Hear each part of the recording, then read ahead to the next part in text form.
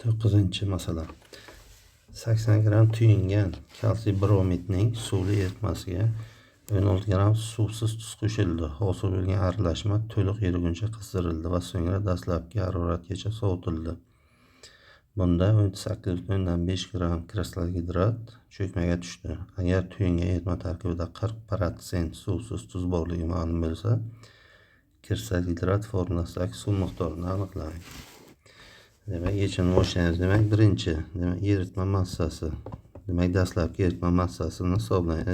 Eritma massasi demak necha gramga teng? 80 gram. Demak, bundagi tuz massasini hisoblasak, barobar 80 ko'paytirilgan 0.4. Demak, 30 gram tuz bor ekan. Xo'sh, suv massasi bundagi. Demak, suv massasi barobar bo'ladi. Demak, 80 minus 32 barobar 48 gram. Demak, birinchi bu. Demak, ikkinchi. Demak, tuz qo'shilgan. Demak, suv tuz qo'shilgan. Demak, 16 gram. U paytda demak, jami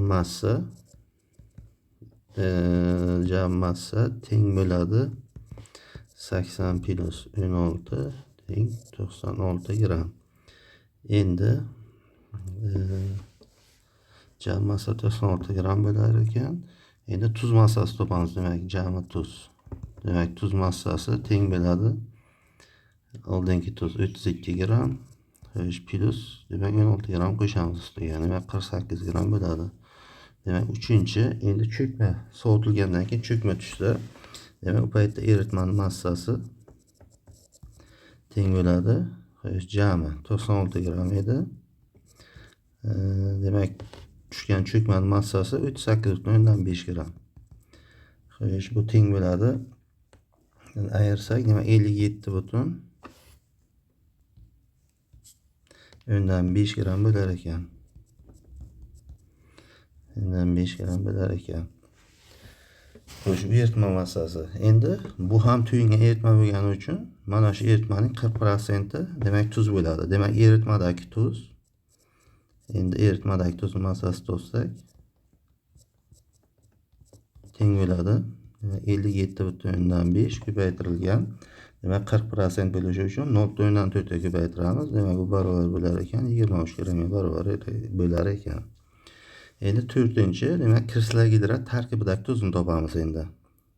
Demak, kristal gidrat tarkibidagi tuz teng bo'ladi. Demak, jam massasi qancha uni? 38.5 kristal gidrat jam massasi. Demak, eritmadagi tuzni kechirasizlar. Demak, xato bo'lib qolibdi.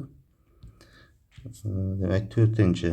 Endi jami tuzdan, demak, jami tuz qancha edi? Demak, jami tuz 48 gram edi.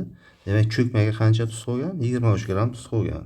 Shuning uchun, demak, kristal gidrat tarkibidagi tuzni, demak, kristal gidrat tarkibidagi tuzni aniqlash uchun jami tuzdan, ya'ni 48 gramdan eritmada qolgan tuzni ayiramiz. Demak, teng bo'ladi bu 25 gram bo'lar ekan.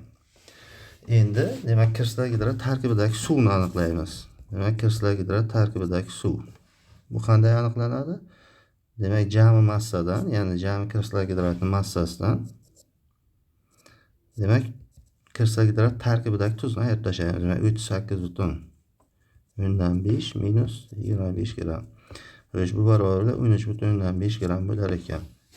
Endi 5-chi kristal gidratdagi, demak, enni aniqlaymiz. Demak, kalsiy brom 2.